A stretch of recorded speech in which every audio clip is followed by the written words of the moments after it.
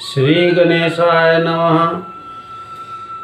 विश्व के इतिहास में एक ऐसा राजा हुआ है जो बड़ा ही प्रतापी, शूरवीर और अपने आप को कर्मठ मानते हुए वह राजभक्त हुआ है।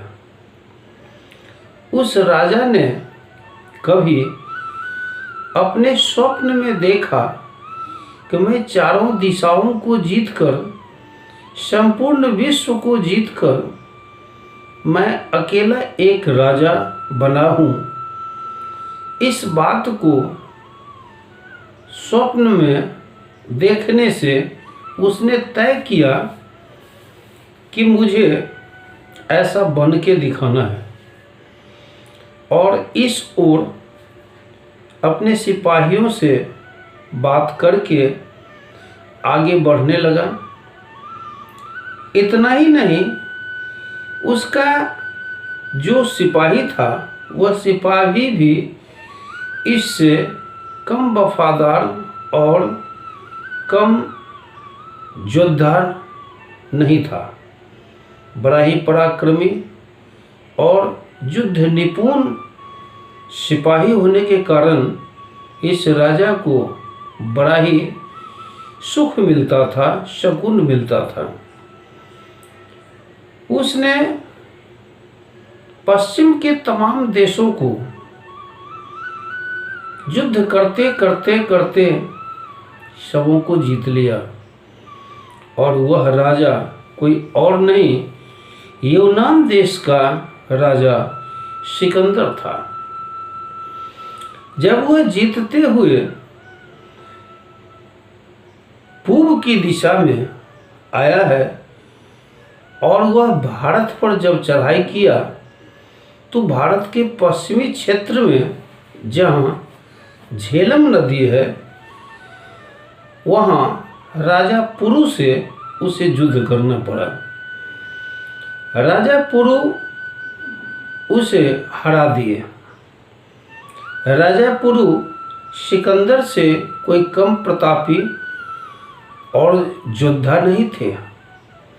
उन्होंने अपनी युद्ध निपुणता गुण से, हिम्मत से जो युद्ध किया, उसमें इनको एक बार नहीं 8 बार युद्ध में हरा दिया। राजा सिकंदर भी कम हठी स्वभाव का नहीं था। उसने तो स्वप्न को सच्चा बनाने के लिए उसका प्रण ही ऐसा था, लेकिन इस प्रण को कैसे आगे बढ़ाया जाए, इस पर उसका ध्यान था। अब देखा जाए तो यहाँ पर समझ में आएगा कि एक बार हारने से मनोबल टूट जाता है। हमारे आज के विद्यार्थी एक बार जब हार जाते हैं, अर्थात पढ़ाई में फेल कर जाते हैं, तो आगे पुनः नहीं हिम्मत कर पाते हैं, हिम्मत नहीं जुटा पाते हैं पढ़ने का, और सोचते हैं कि अब हमसे यह नहीं होगा। सिकंदर इतना महान था कि वो हार जाते थे, और हार जाने के बाद फिर वह हिम्मत करके फिर राजा पुरु से युद्ध करते थे।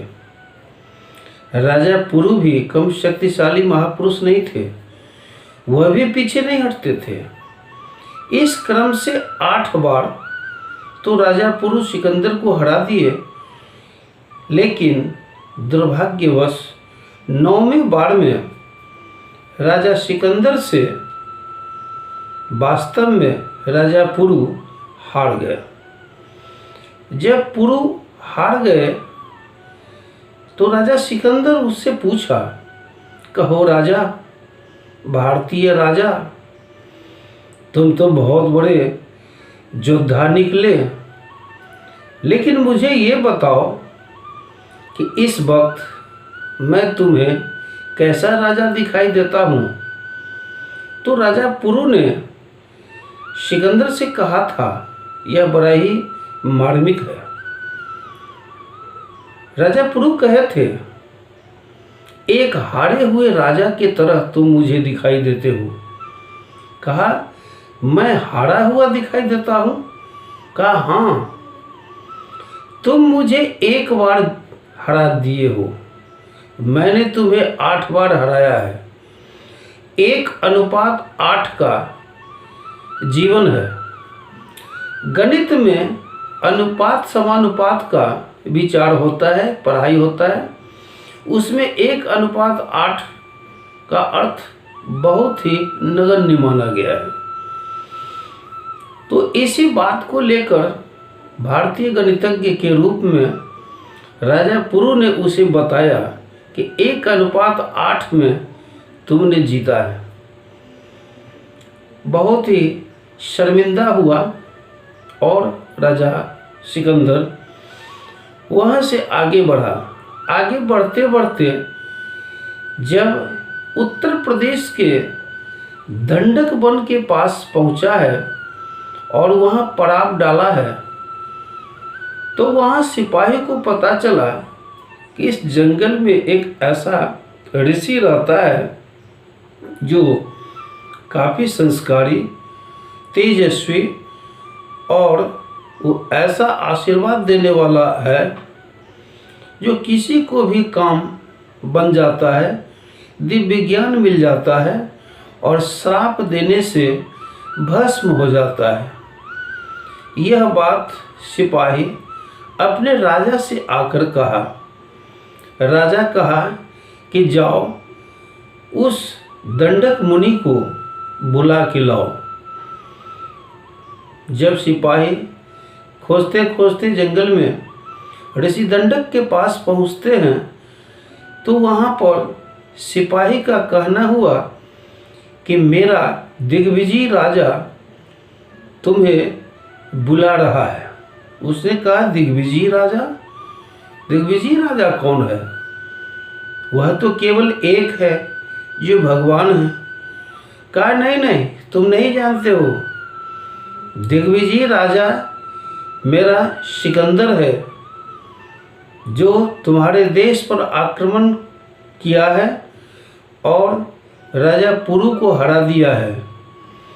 वह तेरे पास भी आ रहा है और यहाँ पर पड़ाव डाल के तुम्हें बुलाया है, इसीलिए तुम चलो। कहा, एक बात करो, ये बताओ तुम्हारा राजा कितना बड़ा है, लंबाई उसका कितना है? कहा, कितना होगा? जितना एक मनुष्य का होता है।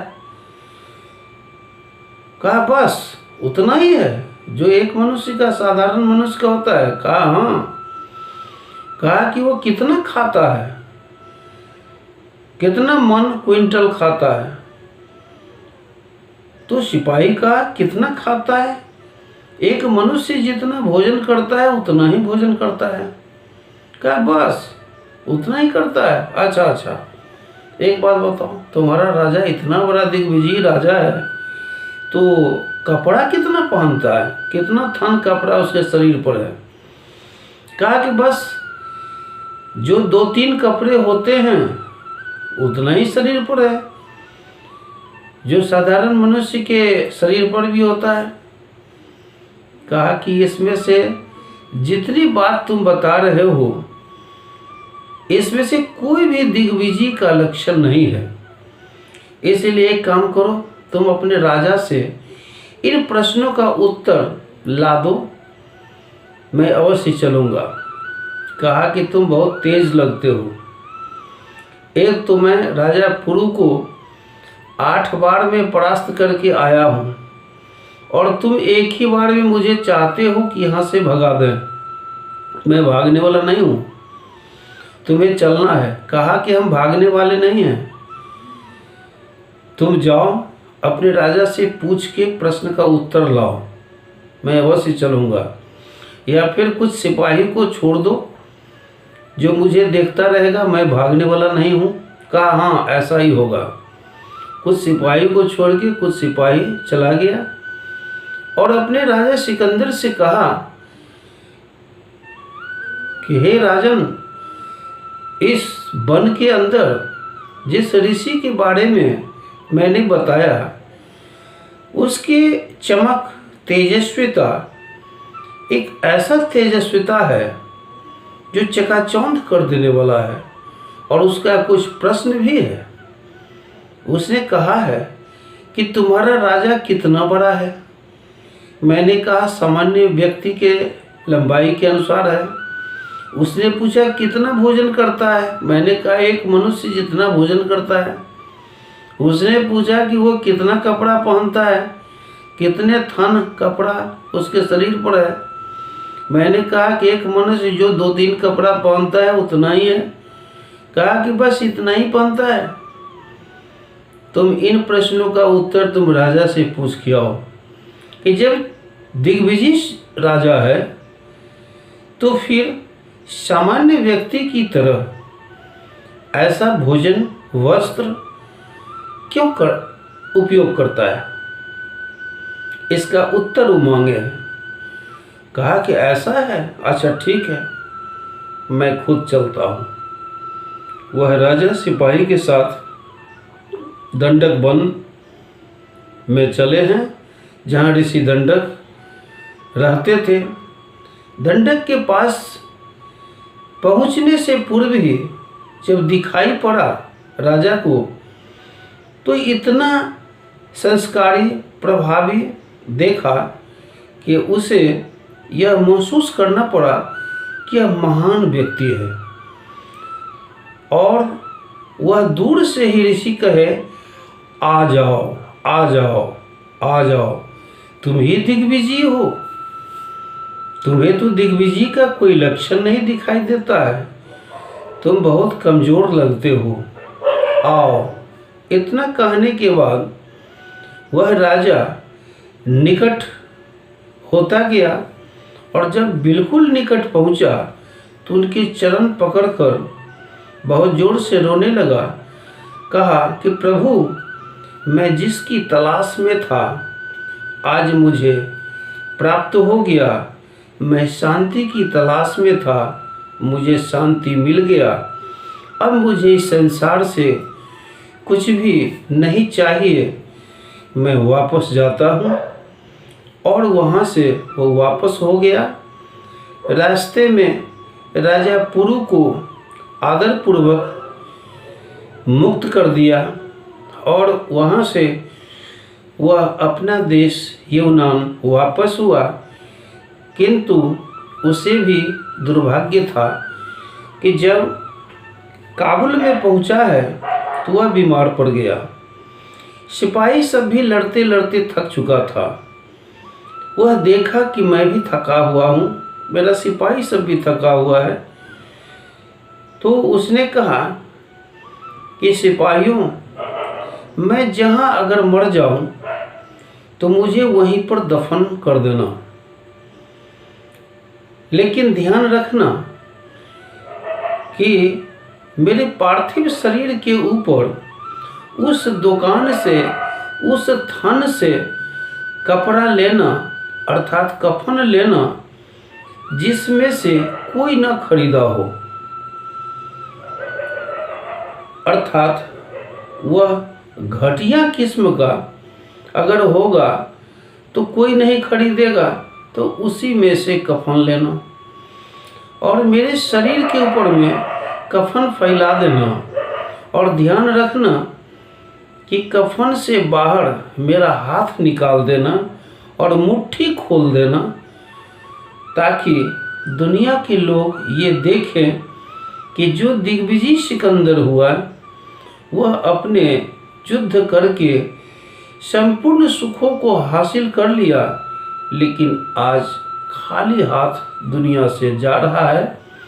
उसे कोई देखने वाला नहीं है, कोई समझने वाला नहीं है। इसीलिए मुझे यह कहना पड़ता है कि संपूर्ण विश्व में एक ऐसा ही राजा हुआ जो अपने सच को, स्वप्न को सच बना दिया। और मेरे भारत में एक ऐसे राजा हुए जो स्वप्न को सच बना दिया वह राजा हरिश्चंद्र हुए हैं। यह बड़ा ही प्रभावशाली और ज्ञान की बात है। इसे समझना आवश्यक है कि एक संसार में जीने के लिए साहस की भी आवश्यकता है, साथ साथ अनौपचारिक व्यवस्था का भी। शेष अगले अंक।